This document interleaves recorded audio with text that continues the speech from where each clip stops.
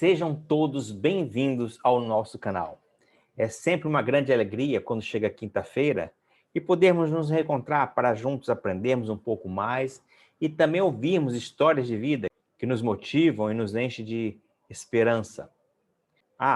E não se esqueça de fazer a sua inscrição e também deixar o seu like, o seu joinha, um comentário, para que o canal possa continuar crescendo e assim possamos fazer programas cada vez melhores, pois o YouTube usa esses parâmetros para ranquear o canal. Hoje estou recebendo um novo amigo, que tive o prazer de conhecer ainda este ano.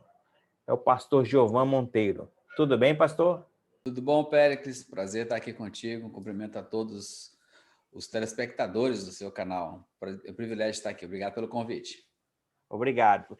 Agora, veja bem, nós estamos aqui no Rio de Janeiro, sensação térmica de mais de 40 graus, hoje está mais fresquinho, está na faixa de 30 e poucos, 38.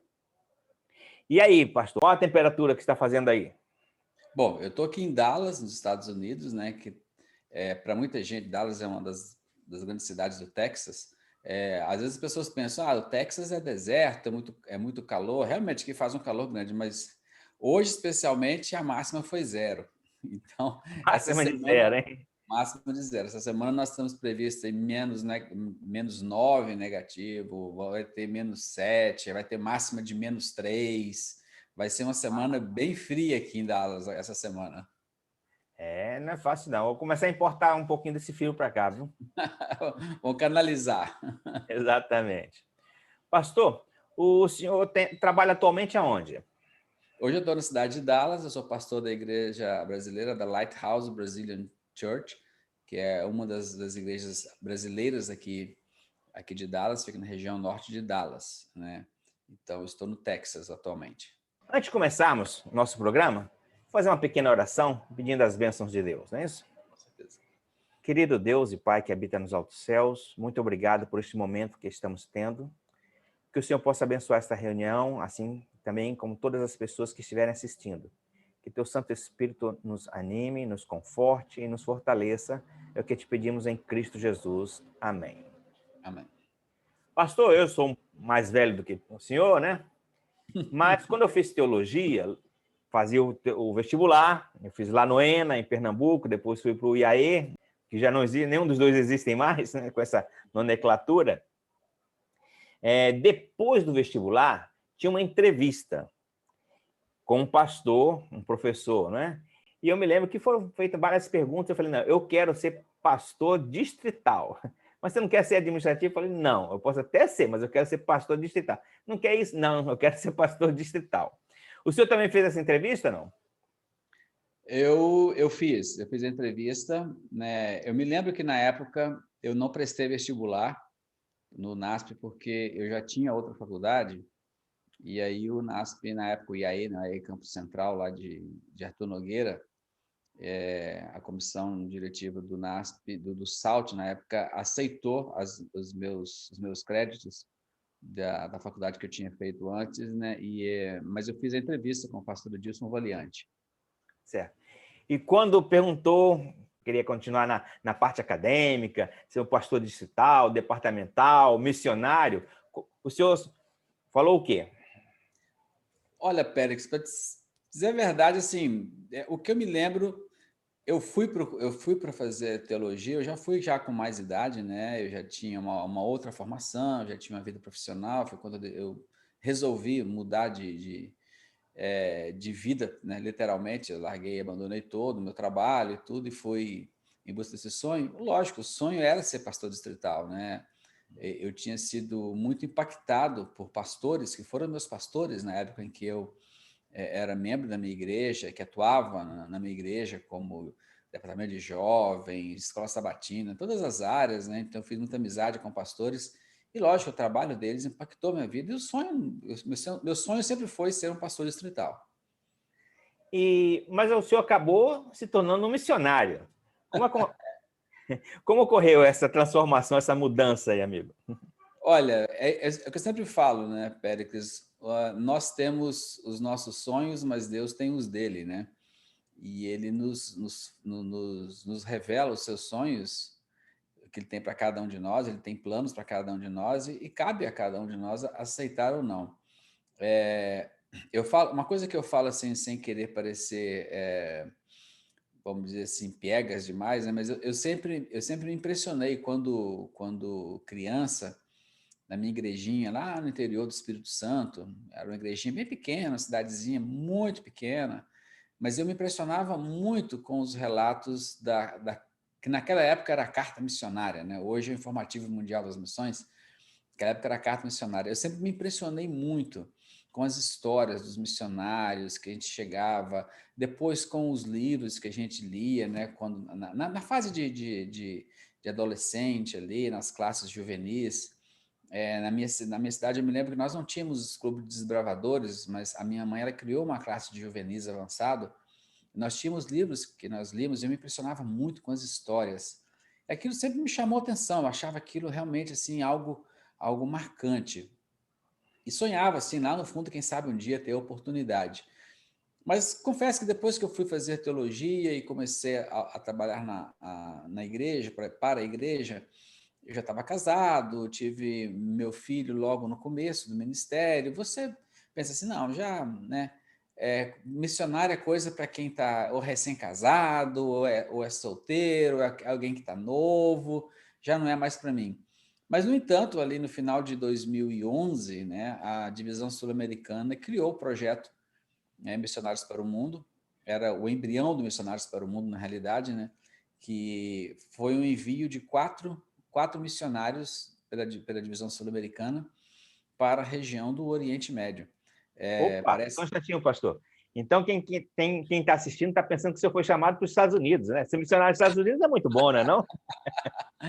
Apesar de que isso aqui é um campo missionário muito duro Com certeza. pelas características que tem aqui, mas não foi para cá.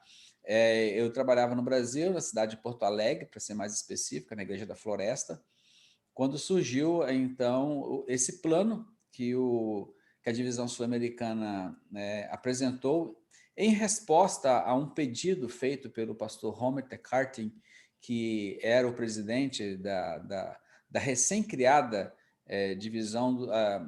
Não era divisão, era uma união-missão, mas com características de divisão do Oriente Médio, né, chamada AMENA, Middle East and North Africa Division. E o pastor Homer Tecartin ele estava assumindo, porque, na realidade, esse novo campo ele surgiu do desmembramento de duas divisões da Europa, né? Porque, inclusive, eu dizia antigamente que essa era uma união assim que tinha uma crise de identidade, né? Porque ela não era, né, europeia e também não era só africana, né? Ficava ali no Sim, meio. Uhum. sim, sim. Ela tinha o que hoje compõe a MENA, parte do território está no norte da África, que era de uma europeia, e a outra parte que compreende mais a região de Turquia, Líbano especificamente, né, Jordânia, e aquela área mais Oriente Médio, compreendia outra parte de outra divisão europeia. Então, eles desmembraram porque realmente era muito complicado você ter uma sede de uma divisão na Europa, tendo que atender o norte da África. É muito distante, é muito complicado. Então, a ideia foi criar essa região para que houvesse uma concentração maior, né? A sede foi escolhida a cidade de Beirute, no Líbano, para ser a sede. E aí o pastor Homer esteve numa diretiva da divisão, né? E apresentou as dificuldades, os desafios que a região apresentava, né? O baixíssimo índice de adventistas, da presença adventista. E aí, então, houve uma resposta muito positiva da divisão sul-americana em, de repente, mandar obreiros, né? Que a divisão pudesse custear esses obreiros por um período de tempo, pelo no mínimo 4 anos, na divisão, atuando, né, nessa nova divisão. E aí foi então lançado esse plano, né? E curiosamente, né, nesse plano 4 obreiros seriam escolhidos, né, dentro do perfil que cada um que eles iam determinar, fazer pré-seleções.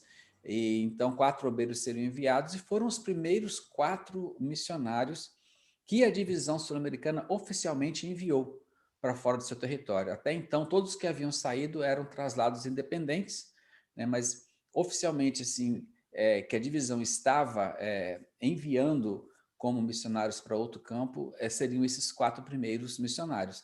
Por isso que eu digo que foi o embrião do projeto Missionários para o Mundo, que depois mais de 25 pessoas foram enviadas, né, para várias regiões do mundo, mas o embrião começou nesse projeto, no finalzinho ali de 2011.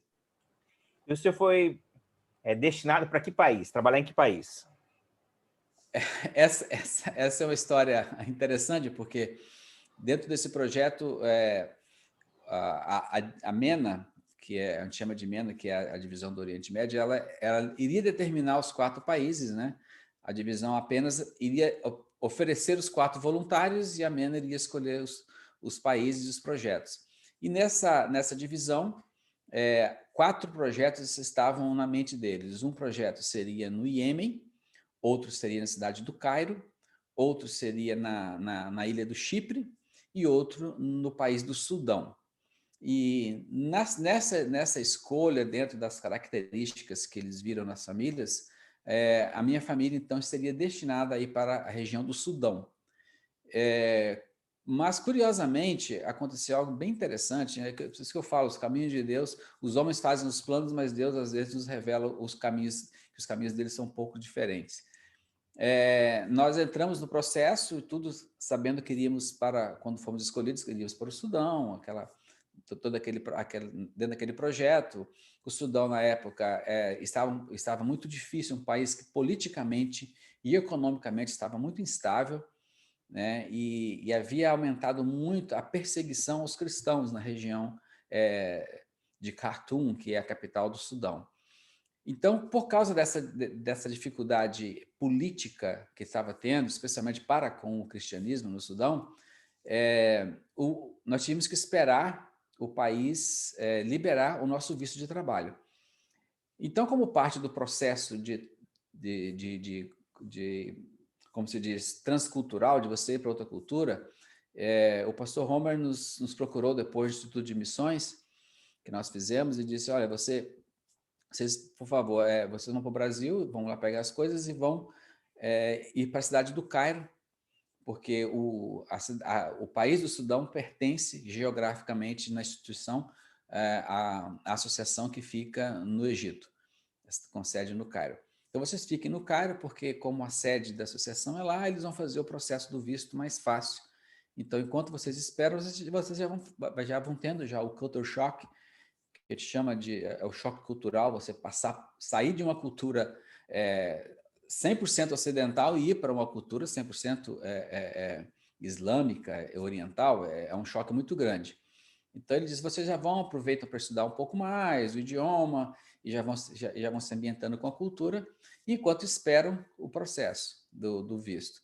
Isso foi em maio, nós chegamos no Cairo, maio de 2012. Veja bem, é interessante, Pérez, porque o meu chamado, a confirmação do nosso chamado aconteceu em 15 de dezembro de 2011. Foi quando oficialmente eu recebi o comunicado pela minha associação de que eu havia sido qualificado e escolhido pela Conferência Geral para ser um dos missionários. Isso foi em 15 de dezembro.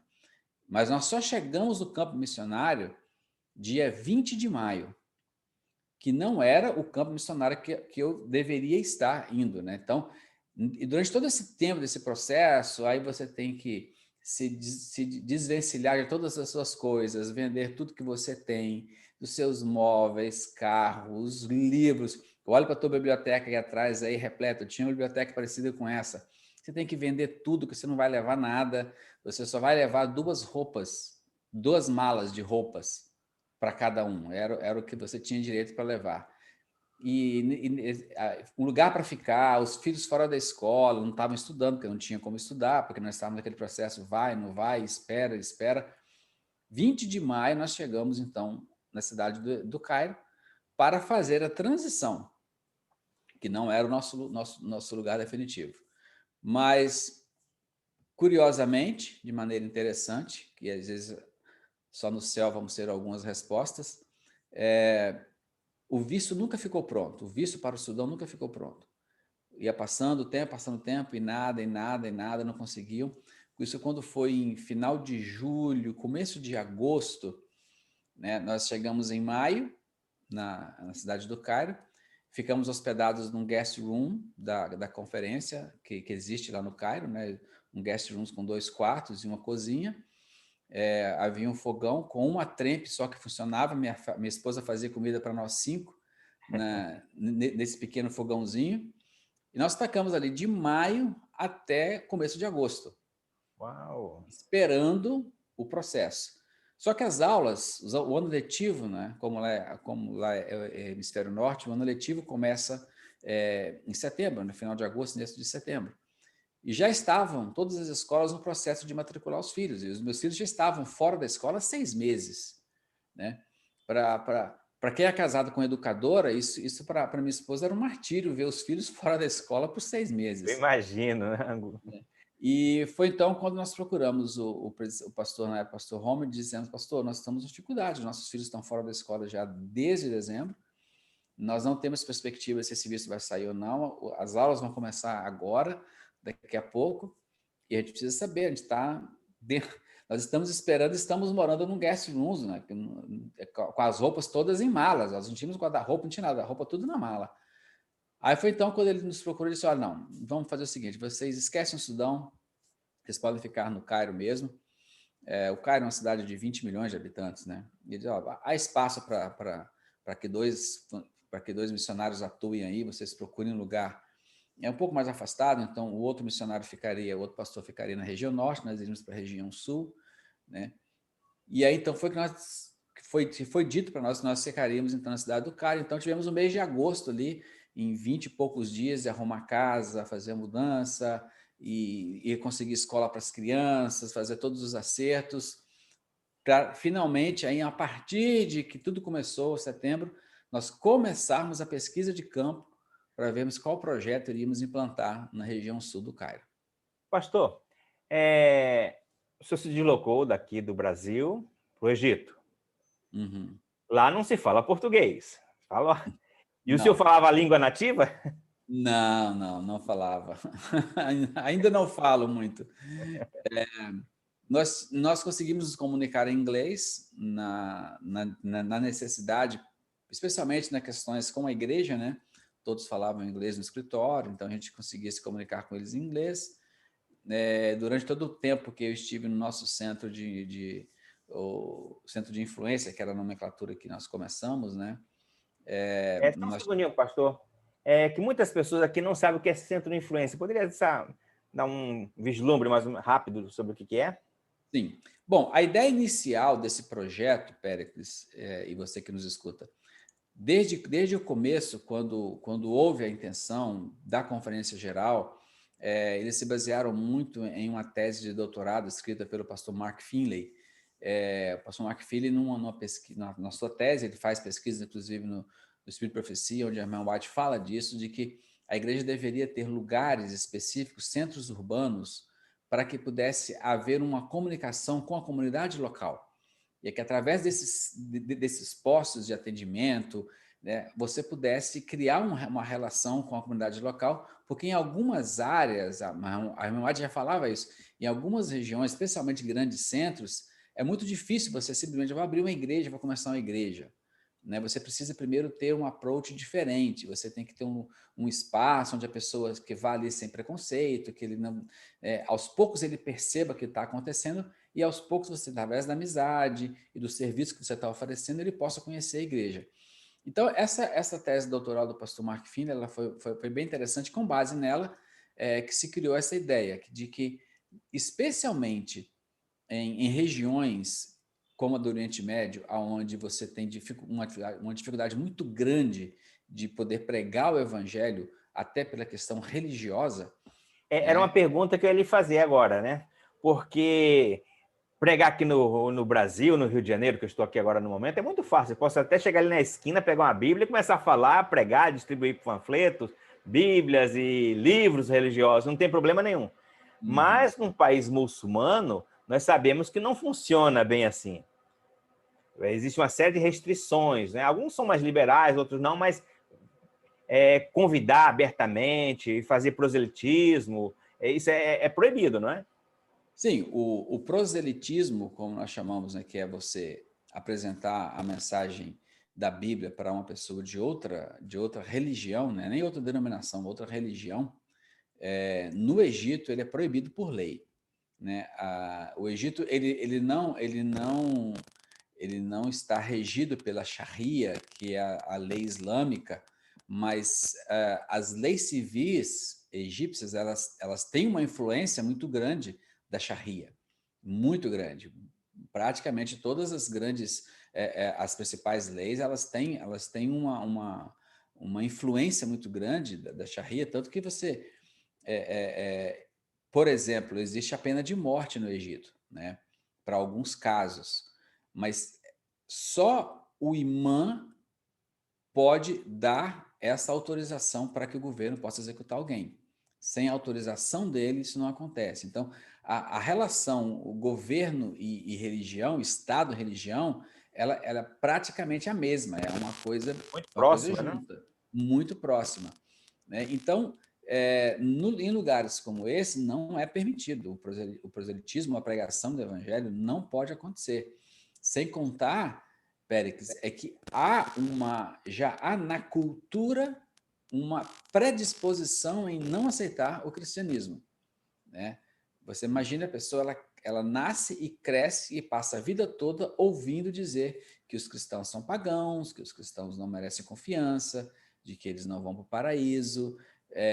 Esse tipo de coisa, isso tá enraizado na pessoa, né? Eu tinha um amigo lá que ele me disse, depois que a gente começou a conversar e ter amizade, de que ele acreditava piamente de que se ele pegasse a Bíblia nas mãos, ela pegaria fogo na mão dele.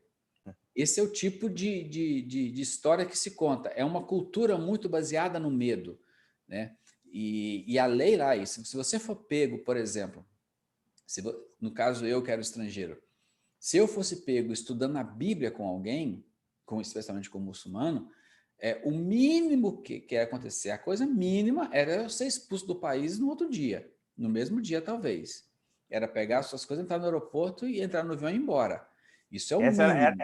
era a melhor das opções, né? Era melhor. A melhor coisa que pode acontecer é eles te mandarem embora do país sem você ter que pegar nada. É o seu passaporte na mão e ir embora.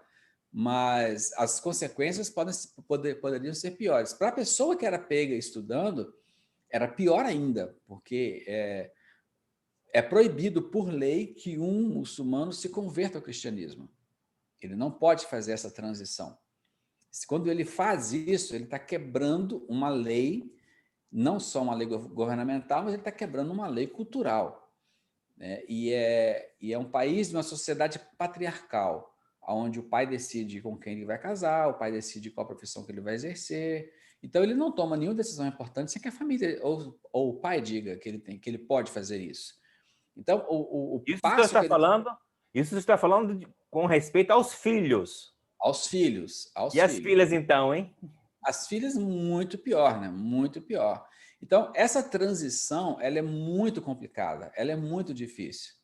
Então, quando a igreja pensou em ir para essa região para cumprir a missão do evangelho, a missão que nos é dada lá por Jesus, em Mateus 28, né? Ir por todo mundo e pregar o evangelho, né?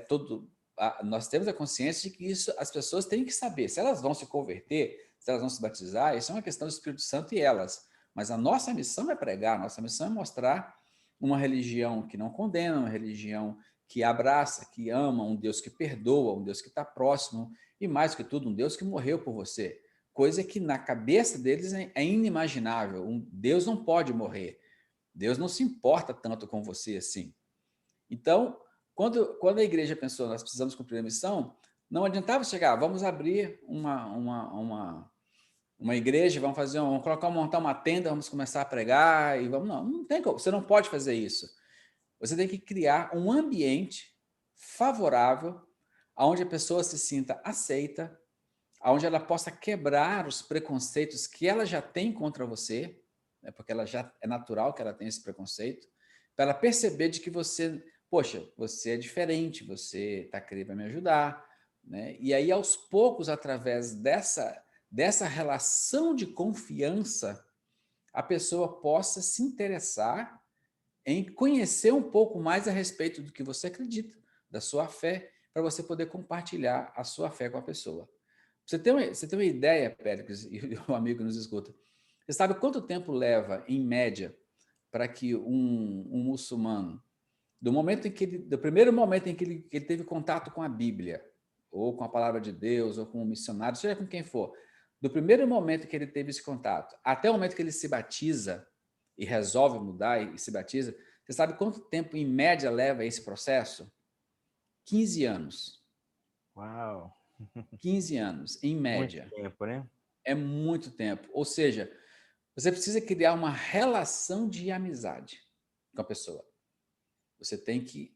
Aí nós vamos para os evangelhos. Você tem que amar essas pessoas. Se você não amar essas pessoas e demonstrar amor por elas, o seu trabalho está perdido. Você não vai conseguir. Você vai conseguir desenvolver uma amizade limitada. Vai ser seu amigo, tal, vai brincar, mas a ponto de você compartilhar experiências espirituais, ele vai se manter distante. Então, é um processo demorado, é um processo longo. Então, a ideia da igreja era criar esses centros. Então, cada um poderia, nós tínhamos liberdade, né? Foi até interessante, porque a gente até estranhou essa liberdade, assim, escolha o que é melhor para você poder fazer e faça. Descubra o que é melhor. Então, nós tivemos que sair fazendo uma pesquisa de campo. E aí vem uma coisa interessante, né, que eu descobri nesse processo, de que muitas das coisas que eu havia aprendido no evangelismo no Brasil não servia para nada lá. Era justamente outra pergunta que eu ia fazer, porque em 96 eu estava trabalhando como pastor lá no interior do Maranhão, cheio de curso, que tinha feito de curso de liderança de adolescentes, com jovens e tal. E quando eu cheguei, e estamos falando do mesmo país, né? Isso é a questão de 3.000 quilômetros de distância.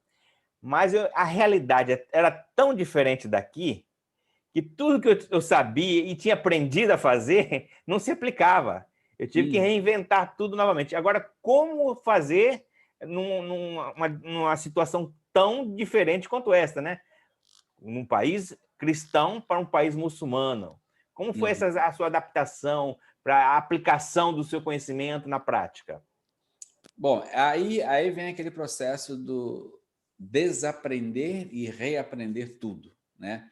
Lógico, você tem um conceito, você tem a filosofia, né? Você tem um princípio, o princípio você não muda, o princípio ele é o mesmo, mas método, né? E abordagem você precisa mudar, você precisa se adaptar, né?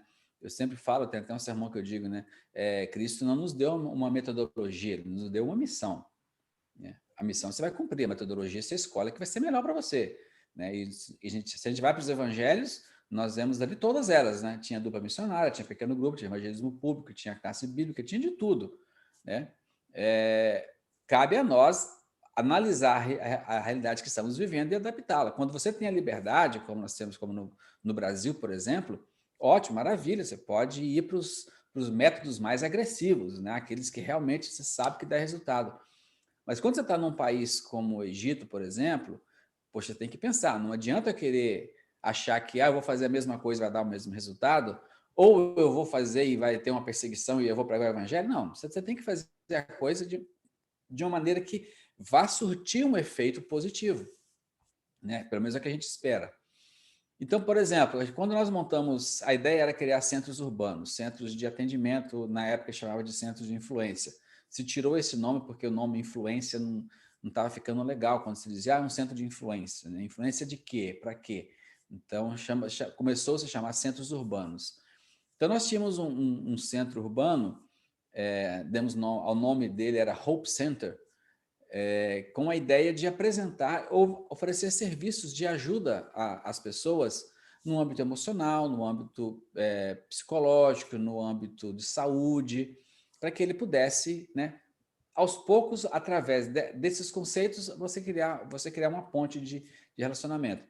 Então, nós tínhamos no primeiro modelo que a gente fez, nós tínhamos lá uma pequena academia, onde a pessoa podia fazer exercícios físicos, né, melhorar a questão da saúde. Nós criamos um curso de saúde para a pessoa, baseada nos 8 remédios naturais, né, onde a pessoa iria, né, a cada palestra aprender um novo conceito, o porquê da água, o porquê do sol, né? O porquê que você tem que fazer exercícios físicos, o porquê que você tem que mudar a sua dieta alimentar, esses conceitos que são os 8 remédios que Deus criou. Então, esse tipo de coisa você pode abrir, mas você sabe que isso leva um tempo para que a pessoa assimile que aquilo que você está falando tem que ver com o lado espiritual também.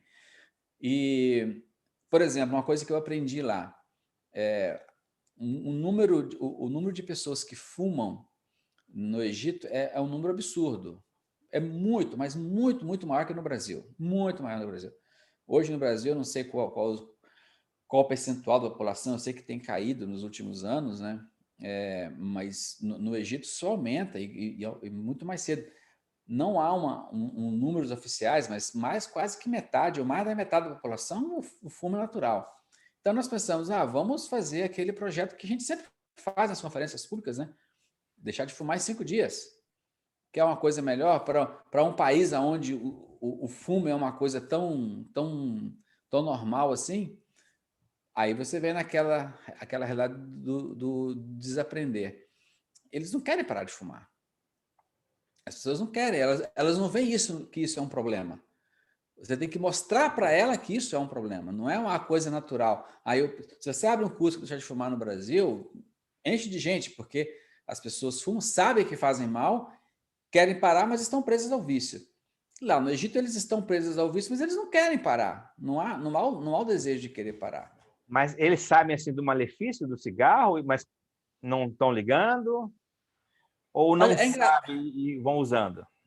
é engraçado que, por exemplo, eu estava dando uma palestra uma vez, numa feira de saúde, falando dos malefícios do cigarro, né? E aí eu falei, né, de que o cigarro, do mal que ele causa, por exemplo, aos órgãos, né? Ele causa problema nos rins, causa problema no fígado e tal, e mostrando ali os dados. Aí uma pessoa que estava assistindo falou assim, não, mas pera um pouquinho, mas nos rins, mas está muito longe do pulmão para os rins, qual o problema? Não afeta os rins. Eu falei assim, não, meu amigo, o seu corpo é uma unidade. O seu sangue vai em todos os lugares. Então, O pensando sangue em órgãos isolados e funcionando isoladamente. ele achava assim, então muitos deles não têm noção, né, do risco que é, porque é algo natural.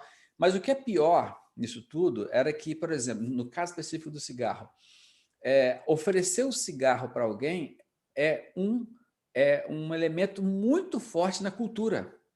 É da cultura você demonstrar que você quer bem a pessoa, você está recebendo-a como amigo, você oferece para ela um cigarro, aí eles fumam juntos. Isso tem que ver com relacionamento pessoal. Aí você pensa, como é que você entra num mundo desse e diz isso tudo está errado, você tem que mudar tudo isso. Então a gente percebeu, assim, por exemplo, que o curso do Chá de Fumar, ele não teria um ganho muito grande. O curso em si teria que ser um processo, mudança de hábitos, né? Nós fizemos, por exemplo, esse curso de saúde, nós montamos o curso, né, e colocamos o nome, né, Mude Sua Vida em 40 Dias. Que é dentro daquela proposta de uma vida com propósitos, né, que o pastor Rick Warren fez, todo mundo faz, né? Aquilo que você faz constantemente por 40 dias, se torna um hábito na sua vida, você depois aquilo é mais fácil de você lidar com ele. Então, de repente, as pessoas começaram a não gostar, porque 40 dias era muito tempo. Mas é muito tempo. Tá bom, então vamos mudar o approach, ok. Mude a sua vida em 8 passos. 8 passos já fica mais fácil. Já fica mais fácil. Então, a gente vai aprendendo aos poucos a lidar. Nesse período, então, em que nós tínhamos esses cursos, nós tínhamos um atendimento de terapia, né? A minha esposa era terapeuta familiar, então ela ajudava a pessoa a conversar, em saber quais eram as dificuldades que ela tinha, no que ela precisava ser mudado, até mesmo, né, na relação familiar. Nós tínhamos curso de culinária, onde as pessoas podiam aprender um pouco sobre uma refeição mais saudável, como preparar uma refeição mais saudável. Nós tínhamos também, dentro desse projeto, as aulas de inglês, né? Tínhamos aulas de inglês, aulas de português, para quem queria aprender português, né? Aulas até de árabe para quem era estrangeiro e queria aprender o árabe, dentro desse projeto de transformação intelectual também, né? Então, esse foi o projeto. Nós tínhamos as feiras de saúde, nós fazíamos 2 por ano, né? Levávamos médicos, enfermeiros para poder atender a população ao redor, e eles iam, mas eram médicos treinados, né? Que já estavam acostumados, né? A trabalhar com feiras de saúde no Oriente Médio, porque na cultura do Egito, eu não vou falar, mas parece-me que é uma coisa meio que comum, né, na cultura islâmica do Oriente Médio, é de que eles querem uma resposta muito imediata. Né? Se eles vão até o médico, eles querem um remédio que resolve o problema agora. Se você fala para ele, vai ter que tomar esse remédio aqui por 2 meses, ele fala, não, eu quero um que resolva rápido, imediatamente. Né? E é por isso que o índice de mortalidade lá é muito alto. Os tratamentos longos, eles têm dificuldade de assimilar, porque eles querem respostas rápidas.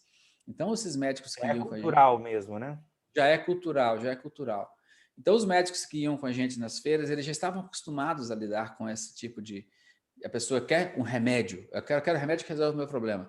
Então, eles aí, não, você precisa de tempo, você precisa vir aqui mais vezes, precisa fazer alguns exercícios físicos, né?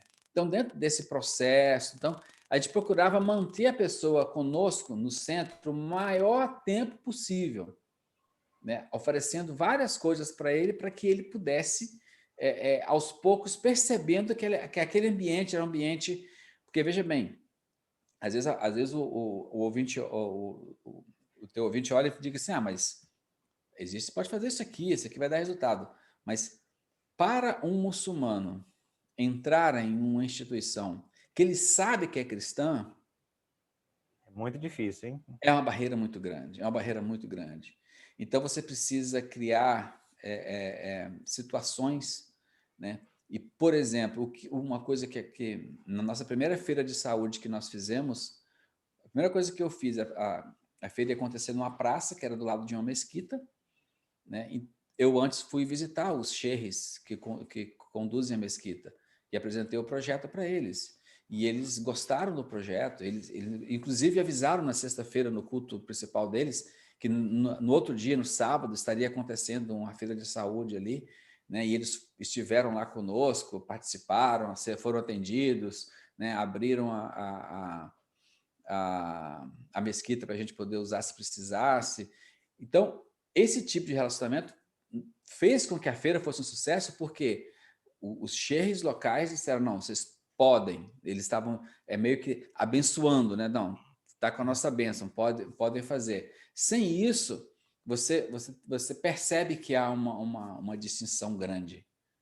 Uma barreira. Agora, pastor, o senhor teve algum tipo de rejeição, algum vizinho, um conhecido, a comunidade que não rejeitou, não quero isso? Olha, não vou dizer assim uma rejeição, mas era comum você perceber, e aconteceu isso várias vezes, né, em que a pessoa olhava para você e dizia, não quero muito contato contigo. Mas o contrário também acontecia muitas vezes. Nós tivemos um momento bem interessante, quando nós fomos a uma festa de aniversário de um dos colegas da minha filha na escola, né? Eles estudavam na escola internacional, uma escola canadense, mas todos os colegas eram, praticamente todos eles egípcios, né? E nós começamos a ir nas festas deles, né, e tal. Quando convidavam, a gente ia.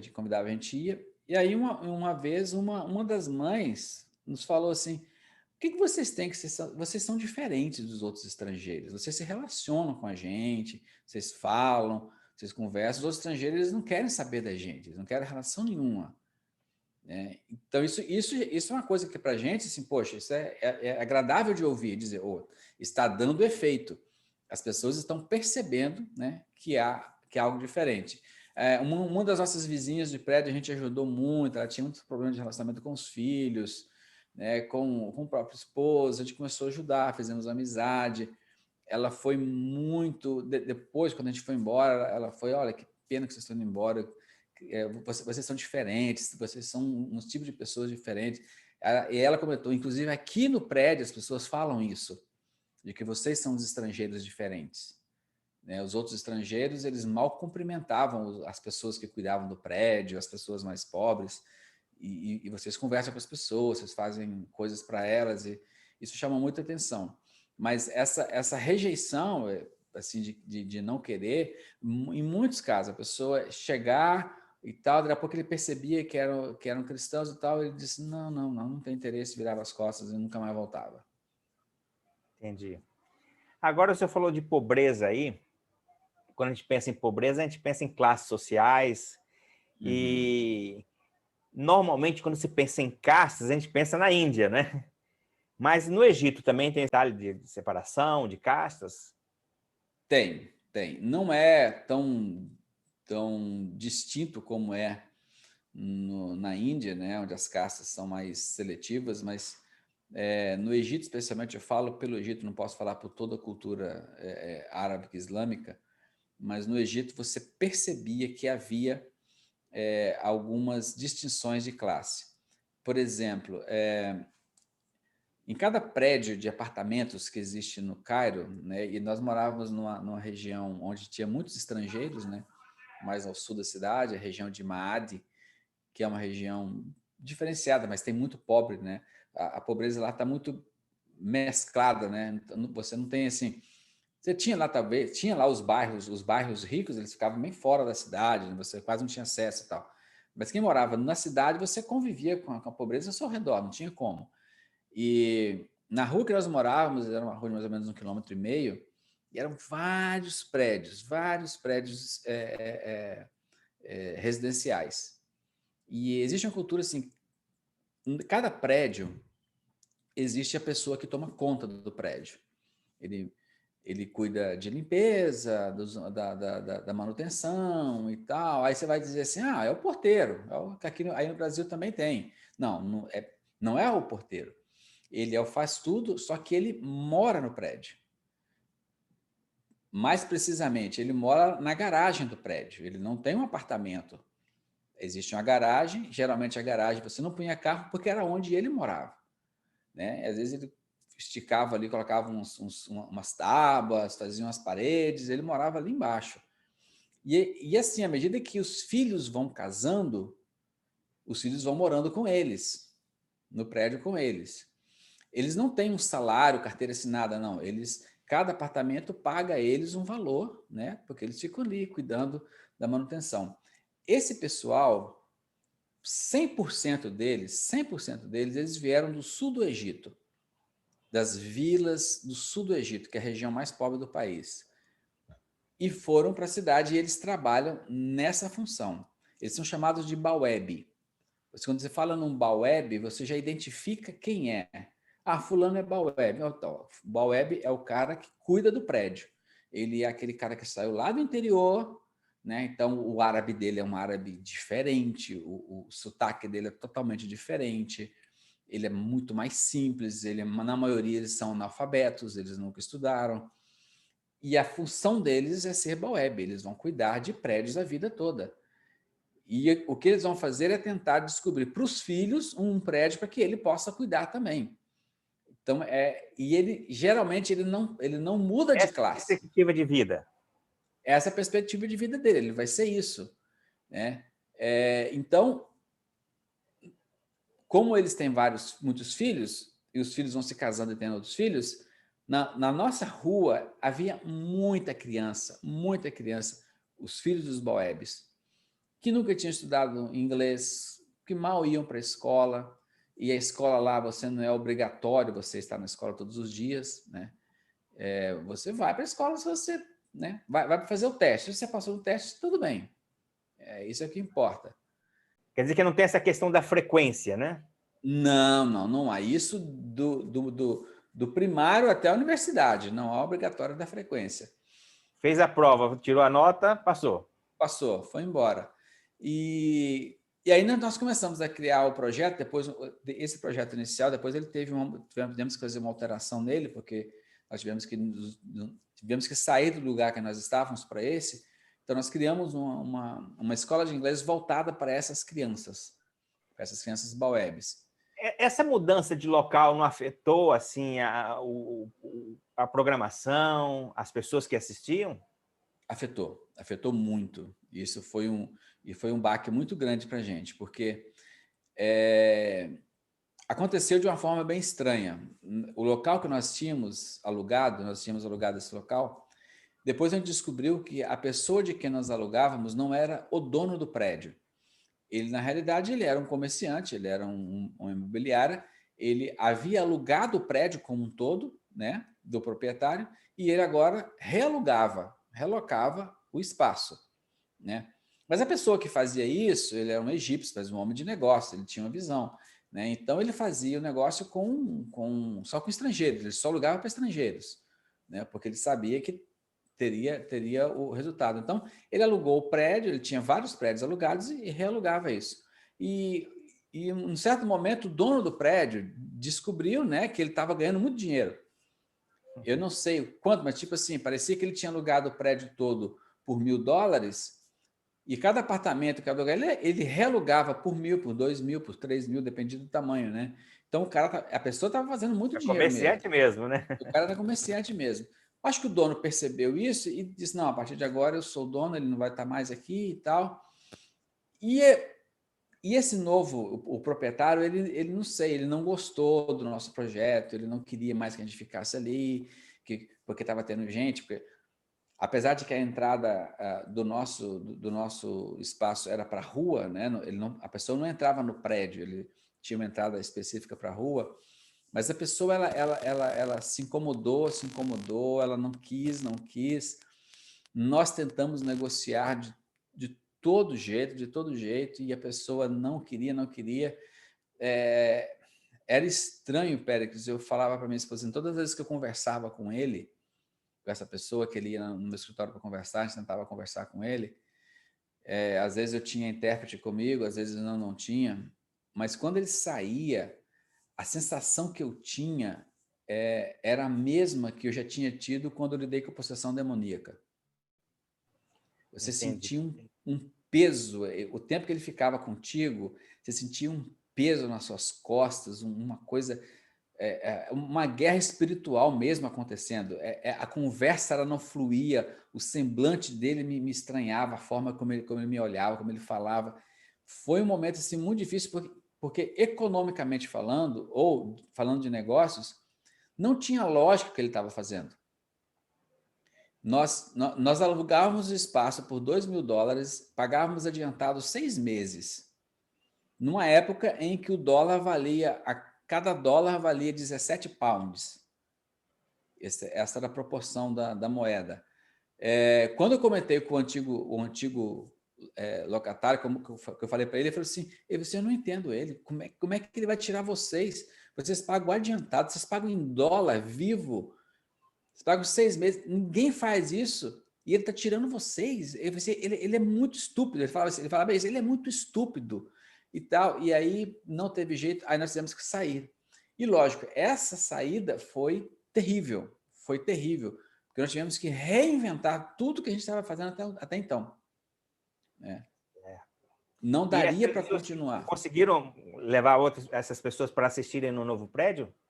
A gente não tínhamos condições porque conseguimos um lugar menor, não tínhamos condições de ter um espaço como aquele mais, né? Nesse período, a situação do Egito financeiramente deu uma dificultada, deu uma piorada, nós não estávamos conseguindo, só conseguimos lugares menores.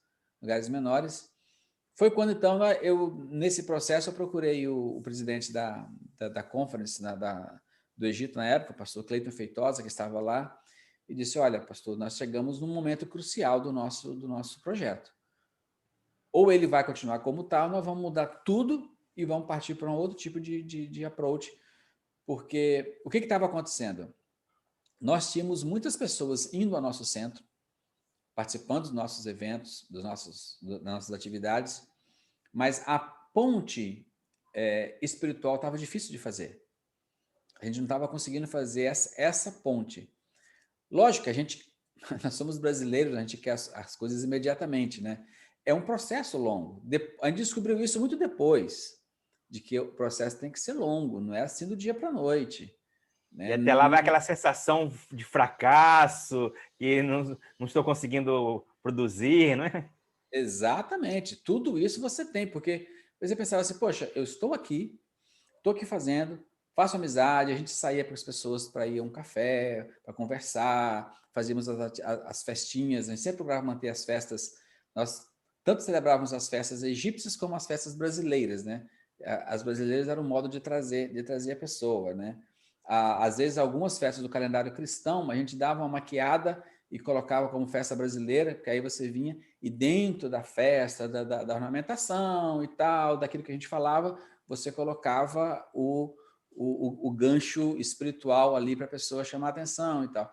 Então, dentro de todo esse processo, a gente começou a pensar assim, poxa vida, mas por que não vem? Por que não vem? E aí a pessoa vem, daqui a pouco ela some, não aparece mais. Aí os que ficavam, só tinha aquela relação, era de cliente, né? E a gente procurava assim, não, a gente precisa fazer essa transição, a gente não conseguia. Quando veio a quebra do contrato, nós tivemos que sair, então foi quando, na época, a conferência falou assim, então vamos mudar o approach. Vamos partir para algo onde seja mais fácil e mais duradouro, que é uma escola de inglês, ou, na verdade, desculpa, uma pré-escola. Vamos montar uma pré-escola, uma escola mesmo. Você monta uma pré-escola e dali a pouco você vai para o caminho de uma escola. Mas aí aconteceu algo interessante, que os papéis que o governo fornece para que você abra uma escola começou a demorar. Nesse processo de demora, um dia, a minha esposa veio e falou assim, vamos fazer o seguinte, vamos fazer aquilo que a gente já sabe fazer, vamos dar aula de inglês. E isso nós tínhamos autorização para fazer, né? A autorização para ter o curso de inglês, o governo já tinha dado. Vamos dar aula de inglês para essas crianças de rua aqui, coitados, não tem, tudo pobre, tudo. Nós fizemos uma pesquisa rápida ali entre os Boebs que a gente já conhecia, vimos que o interesse era grande e a gente abriu. Então, essa escolinha, o Hope Center, se tornou uma escola de inglês para crianças. Nós chegamos a ter ali mais de 60 crianças conosco na escola, né, participando com a gente. E também a gente usava a escola, as atividades, a gente celebrava Dia das Mães, Dia da Família, o Natal, a gente celebrava a Páscoa, né, as festas, né, islâmicas, a gente fazia o Ramadã, a gente fazia as festas que eles tinham celebrando também. E a gente, através das crianças, tentando o contato com os pais, né? E aí foi interessante porque a gente percebeu que os pais, eles valorizavam muito o que nós estávamos fazendo porque nós estávamos valorizando os filhos deles. Estava dando para os filhos deles algo que ninguém tinha dado, né? Parece-me também que, pelo que falou aí, que eles valorizam bastante a família, não é? Sim, sim, sim. Há uma valorização muito grande, né? Eles têm vários filhos e tal. É uma relação tanto quanto diferente da nossa, né? Mas quando você faz, aí não adianta, sem qualquer cultura, quando você faz algo de benefício para o seu filho, você ganha o coração do pai, né? E aconteceu algo interessante também, que eu tinha alguns alunos, já os adolescentes, eu que dava aula para eles, né? Eles já falavam um pouquinho de inglês e tal. E uma vez, conversando com um deles, bem em frente à minha... Pra você ter uma ideia, né? Era o nosso prédio, eu morava num prédio, passava 2 prédios, era o nosso centro, quando a gente conseguiu mudar para um lugar mais perto de casa. Mas naquela região onde nós morávamos, ali ao redor, no raio ali de 500 metros, eram 4 mesquitas que tínhamos ali, né? E uma era bem quase em frente ao meu prédio. E é essa mesquita, que era em frente ao meu prédio, que era a mesquita que os Bauebs frequentavam. Porque a outra, que era maior, os Bauebs, a maioria, não ia para lá. Quem ia para lá eram os donos, eram os egípcios que moravam ali e tal, as pessoas que já eram donos dos prédios, dos apartamentos e tal. E uma vez eu falei com o rapaz que eu gostaria de conhecer o Sheikh da mesquita, né? Ele falou assim, você gostaria de conhecer? Eu falei, sim, gostaria de conhecer um dia. É interessante, queria trocar umas ideias com ele, ou conversar um pouco. E um dia ele foi com um sheher na minha casa, né? E o sheher, ele era etíope, ele falava inglês. Então ele foi lá em casa, a gente conversou muito, conversamos bastante e tal. E alguns dias depois, eu estava chegando de carro e o sheher estava assim na frente da mesquita e eu falei para minha esposa, eu vou ali conversar com ele. Acho que vai ser bom que as pessoas me vejam conversando com ele. Gostando. E aí eu fui conversar, encostamos no carro, começamos a conversar. E eu comecei a perceber que todo mundo que passava ficava olhando. Ficava olhando, vendo aquele camarada dali, daquele negócio que eles não sabiam direitinho o que era aquela aula de inglês e tal, que é o estrangeiro. Por ser estrangeiro, você é cristão, não tem como você fugir desse estereótipo. Se você é estrangeiro, você é cristão. Se você é cristão, o cristão que eles veem nos filmes. Que bebe, que fuma, que adultera, que é pornográfico, tudo de ruim, eles colocam esse estereótipo em você. E, de repente, eles me viam conversando com aquele chefe, acharam interessante. E como foi, Péricles, daquele dia em diante, como mudou o comportamento de todos os Bauebs da rua para comigo e minha esposa. Olha só. Todos.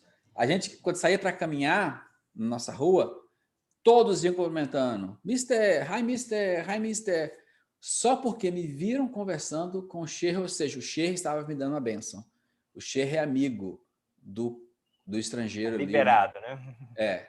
Se o Sheikh é amigo do Mr. Monteiro, e o Sheikh depois eu chamei, não, vai visitar o meu centro. Um dia ele foi, eu mostrei para ele o que estava funcionando, ele achou legal e tal. Uma pessoa muito gente boa. O Sheikh era uma pessoa, ele era eutípico, ele fazia doutorado, inclusive, na Al-Azhar, na Universidade Al-Azhar. Uma pessoa muito gente boa, assim, bem tranquilo.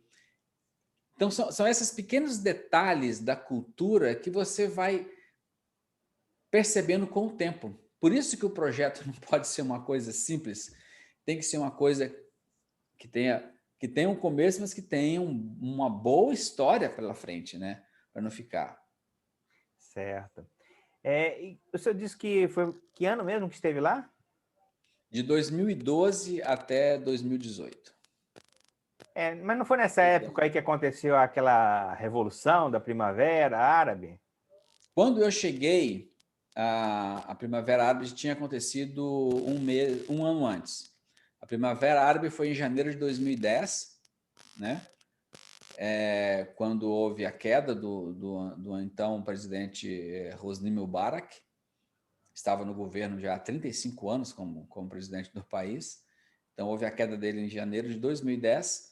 Aí assumiu uma junta militar naquele período. Quando nós chegamos em 2012, em maio de 2012, estava acontecendo a eleição para presidente do país, que era simplesmente a primeira eleição para presidente na história do país.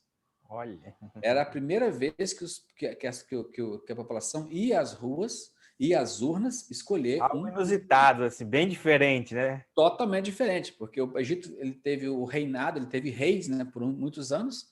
Aí houve o golpe de Estado, na época em que o rei Farouk era o rei, e depois era sempre um general substituindo o outro. Não havia essa coisa de eleição. As eleições eram apenas para os parlamentares.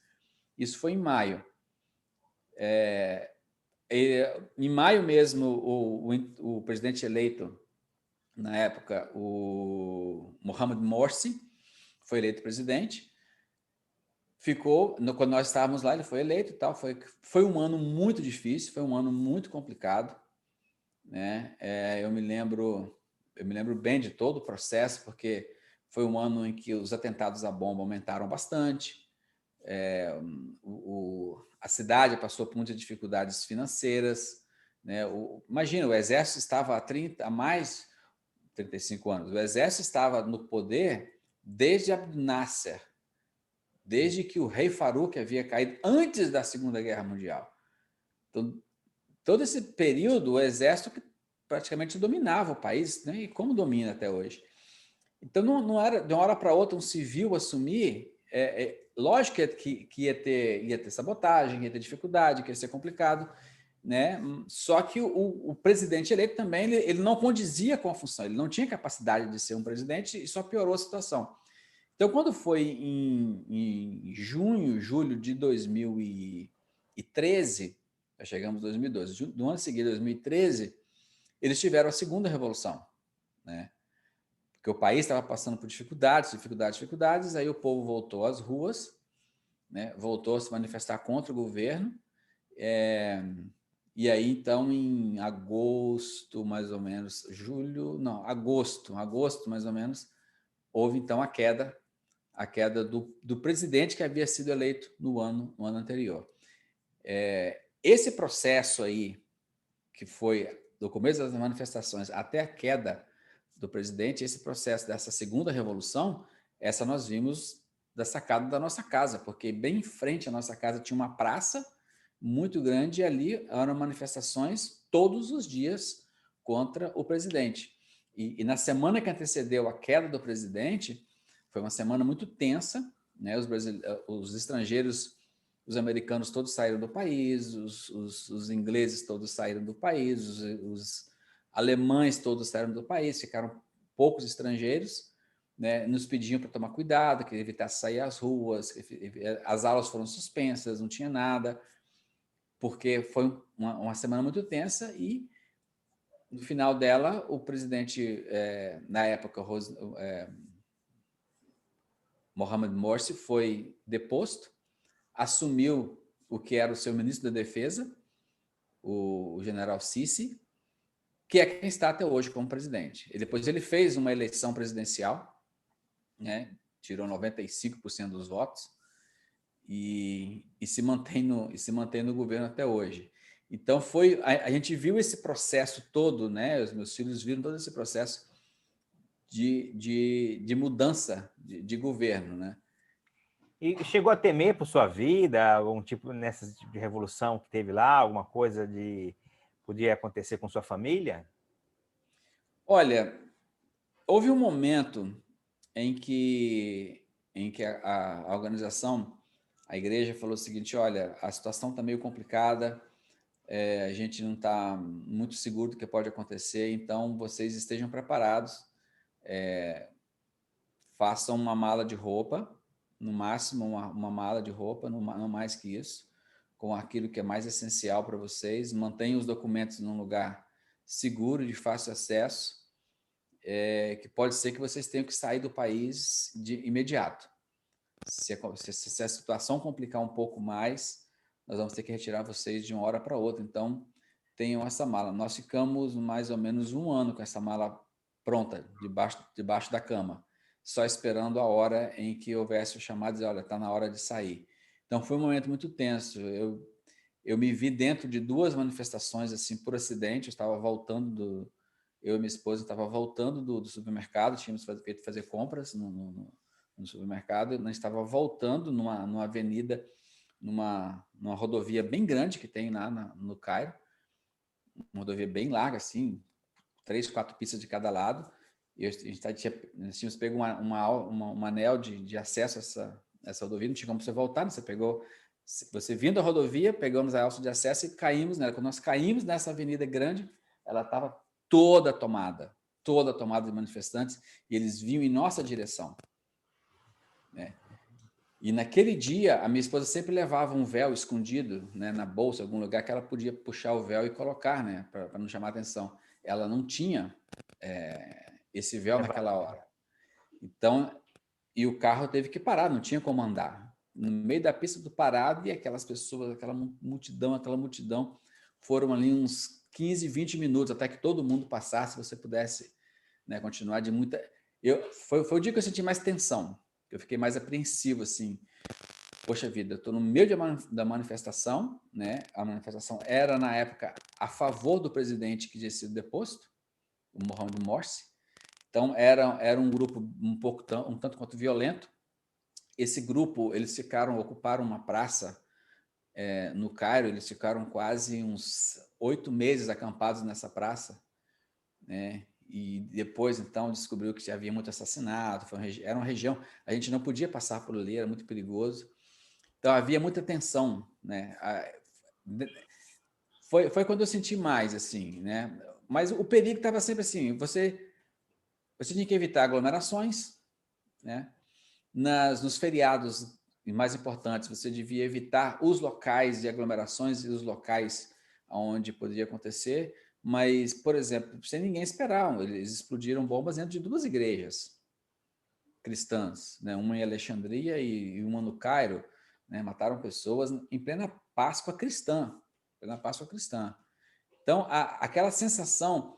Agora, curioso, a sensação de segurança ela era devido a essas circunstâncias políticas, né?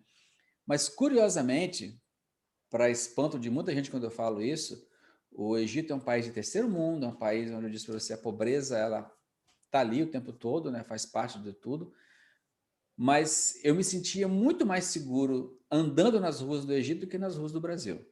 Muito mais seguro, não tinha receio, o meu carro dormia na rua, eu podia chegar em casa 1 da manhã, 2 da manhã, meia-noite, qualquer horário, você deixava o carro lá embaixo, quando não tinha vaga na frente do meu prédio, eu deixava ele num lugar mais escuro, num canto, saía caminhando com pessoas andando ali em volta. Esse medo dessa violência urbana, eu não tive. Foi algo que me impressionou muito, eu nunca tive, mesmo vivendo no Cairo.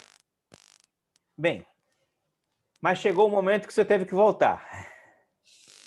E como é que ficou todo esse trabalho? Foi abandonado ou alguém veio lhe substituir? Olha, aí que vem a coisa maravilhosa, né?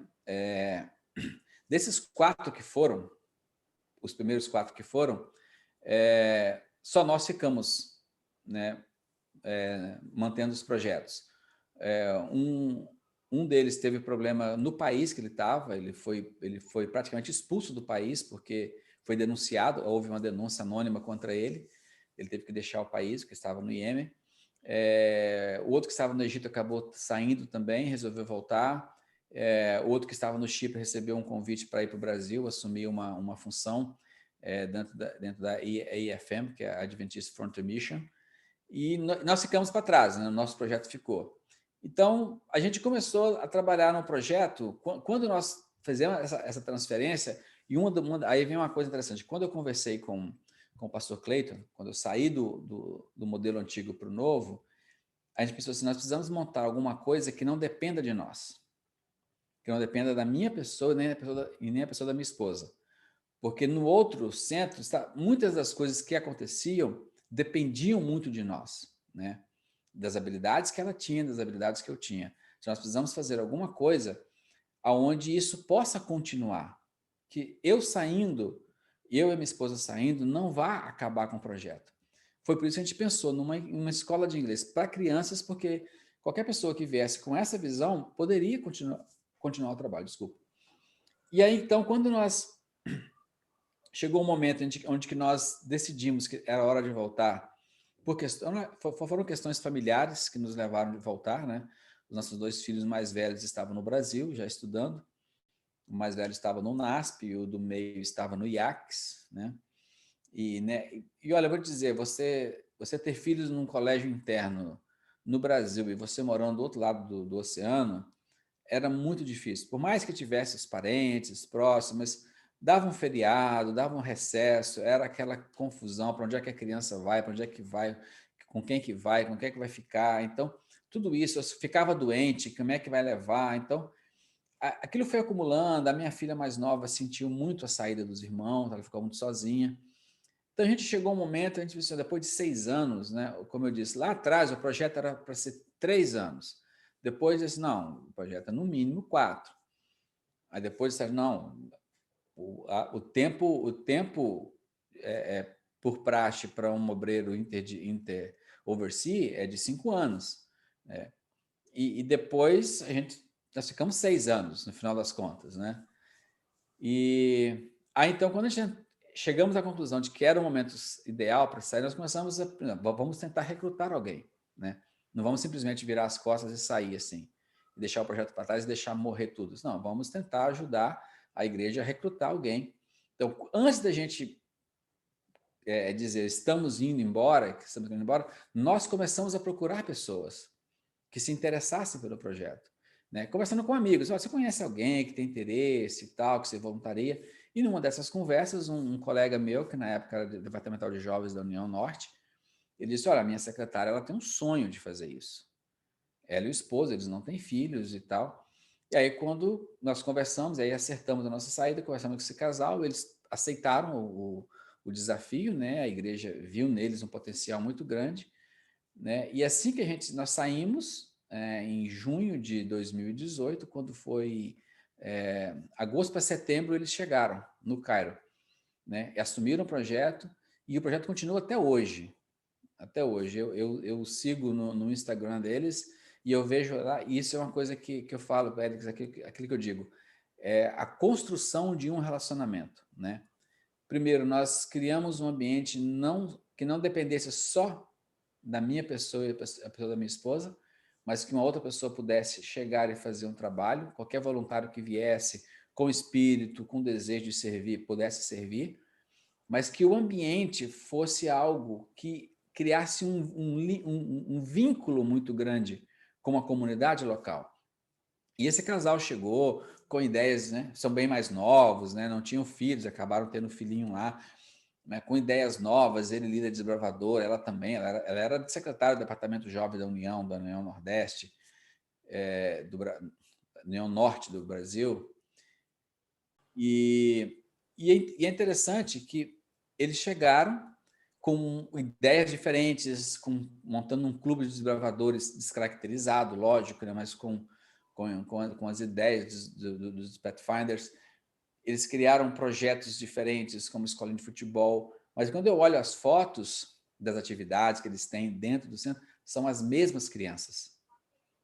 Eu vejo ali, essa semana passada eu estava olhando, né? Crianças que quando nós saímos de lá, estavam com 4, 5 aninhos, estavam começando a ser alfabetizadas. Nas primeiras aulas de alfabetização foi minha esposa que deu como escrever no inglês, né? E essas crianças estão lá até hoje, né? Eu vejo foto das mães que vão nas atividades com os filhos, as mesmas pessoas. Então você percebe assim, graças a Deus, a continuidade está tendo, né? O projeto ele não ficou para trás, ele não, como você disse, não jogou tudo fora, né? E não dependeu mais só da minha pessoa, né? Porque aquilo é uma coisa que o missionário tem que aprender, né? Que quando você vai para o campo missionário, você está ali para apresentar a Deus, né? Não é você. Você não é a estrela, né? Você não é a estrela. E aquilo que você vai fazer tem que continuar, independente de você estar ou não, né? Que a mensagem fique, porque, como eu disse, se em média você leva 15 anos, o projeto tem que durar muito tempo, para que, pelo menos naquela comunidade, as pessoas vão saber que há um lugar que cristãos dirigem, que estão ali para ajudar e que tem uma relação diferente com você. Não é uma relação apenas de interesse, né? E isso, graças a Deus, é um motivo de muita alegria para a gente. Quando eu olho e vejo assim, poxa vida, realmente o projeto continuou. A conversa está agradável, né? Mas o relógio, infelizmente, não para. Eu queria fazer uma pergunta para o senhor. O senhor chega em casa amanhã, tem lá um convite, uma carta, de convocando para ser missionário novamente na África. O senhor iria? Rapaz, o pior é que a gente vai. Emendando com essa, só um minutinho. Emendando com essa, aí o senhor responde logo as 3, tá? A segunda pergunta, valeu a pena? Terceira pergunta, faria de novo? Olha, valeu e valeu muito a pena. Eu acho que foi uma das decisões mais importantes que eu fiz na minha vida. Uma das, né? Porque foi uma mudança radical. Nós tivemos uma mudança radical. Eu não falo na minha carreira pastoral só, não. Eu falo de mudança de vida, né? Impactou muito a minha família, impactou muito os meus filhos, né? Foi um período onde a gente se uniu mais, a gente dependia mais um do outro, e dependia muito mais de Deus, né? A dependência de Deus ela foi muito real. E eu realizei um sonho que foi esse, quando eu disse para você lá atrás, de que eu me impressionava com as histórias dos missionários, não era somente com a história, mas é que eu podia ver nas histórias a dependência de Deus que eles tinham. Isso me impressionava muito. E isso eu experimentei no campo missionário, uma dependência total de Deus. Total. Você depende literalmente de Deus 100%. E isso é muito gratificante, porque você percebe que Deus não te abandona nos momentos que você mais precisa dele. Então, isso fortalece a sua fé de uma maneira muito forte. Valeu muito a pena. Se eu faria de novo, eu e minha esposa já conversamos. O nosso desejo é voltar assim que der. Assim que tivermos condições, que os filhos já tiverem crescidos, seguindo o seu caminho, sua carreira, ou na universidade, ou pronto, e a igreja achar que dá, a gente não, a gente está tentando fazer de tudo para não se encantar demais com a terra do tio Sam, que é muito cômodo, é muito bonito, é muito maravilhoso, mas o sentimento de estar fazendo algo diferente, isso é muito forte, isso é muito forte. Né? Essa chama da missão ela não morre, né? Ela não morre na gente, ela é uma coisa que você passa a viver com aquilo ali e que chama muita atenção, é incrível. As pessoas dizem, poxa vida, mas voltar para a África de novo, para o Oriente de novo e tal. Às vezes, quando eu estou assistindo um filme assim que mostra aquelas cenas no Oriente Médio, algum lugar, eu me sinto em casa quando eu vejo aquela situação, assim, poxa vida, eu vivi nesses Eu vivi lugares lá, aí, né? eu vivi lá, eu estive lá, é isso mesmo, né? Você tem um certo saudosismo nesse momento. Então, com certeza, se houvesse oportunidade, a gente pensa assim, em um dia, retornar para o campo missionário. O cumprimento da missão é algo que está na gente, né? Lógico, você pode cumprir a missão aonde você estiver, né? Não importa onde você está, aqui no Brasil, em outros lugares, mas o sentimento de poder ir para um lugar aonde, por incrível que pareça, o cristianismo nasceu, mas hoje ele está praticamente morto, nos mostra a seriedade, né, e a importância que temos de ir para esses lugares, porque o cumprimento da missão está atrelado à volta de Cristo, né? E nós temos que fazer parte desse processo, de alguma forma. Então, com certeza, foi muito gratificante. Eu sempre falo para aqueles que querem ou pensam em ir para o campo missionário, eu sempre falo, pense 2 vezes, porque depois que você foi, meu amigo, sua vida nunca mais será a mesma. É mesmo. Pastor, antes de eu terminar, o senhor tem alguma rede social para quem quiser lhe localizar, ser seu amigo, lhe seguir? Tenho o Facebook, no Facebook está com o meu nome, né, Giovan Monteiro, tenho o Twitter também, @Giovan, e tem o Instagram, né, giovan.monteiro. No YouTube, nós temos o link da igreja, que é a Lighthouse, a Dallas Lighthouse Brazilian SDA Church, onde nós temos os nossos vídeos. Nós estamos num processo de criar mais vídeos dentro da nossa igreja, né? Vamos começar a criar agora, daqui a pouco, né? Depois da pandemia, o mundo digital se tornou uma realidade, nós temos que explorar essa ferramenta de maneira mais consistente. Então, no canal da igreja, você encontra todos os meus sermões, estão ali, que nós realizamos aos sábados na igreja, a série de sermões que nós temos realizados, desde que nós começamos as transmissões ao vivo, né? E daqui a pouco nós vamos começar a fazer pequenos vídeos para ser postados no YouTube, não só da igreja, como do meu YouTube pessoal também. Pastor Giovan, muito obrigado pela sua Eu participação, agradeço. pelas suas palavras, viu? E eu não tenho palavras para agradecer. Eu que agradeço, Pedro. Foi um prazer muito grande. Então você ouviu minha história de hoje com o pastor Giovan Monteiro. Com certeza você foi impactado por essa história, se emocionou com alguns relatos que ele falou ali, e que essa experiência que ele viveu de dependência de Deus, você possa também conviver com ela, tá certo? Pastor, o senhor faria uma oração para nós encerrarmos o nosso programa de hoje? Com certeza, com prazer. Então vamos orar. Querido Pai que estás nos céus, muito obrigado pelas tuas bênçãos, pelo teu cuidado da nossa vida. Obrigado pelos momentos que aqui passamos, onde pudemos, acima de tudo, não só contar as nossas histórias, mas relembrar do seu cuidado para com cada um de nós. Que esse relato possa, acima de tudo, glorificar e exaltar o teu nome. Que as Amém. pessoas que assistirem a essa entrevista possam, acima de tudo, ver que as tuas promessas nunca falham em nossas vidas e que quando nos colocamos em tuas mãos para te servir, o Senhor nos usa de maneira poderosa. Queira abençoar ao Périx nessa jornada dele, nesse projeto que ele tem desse canal, que ele continue trazendo histórias que venham realmente impactar a vida das pessoas.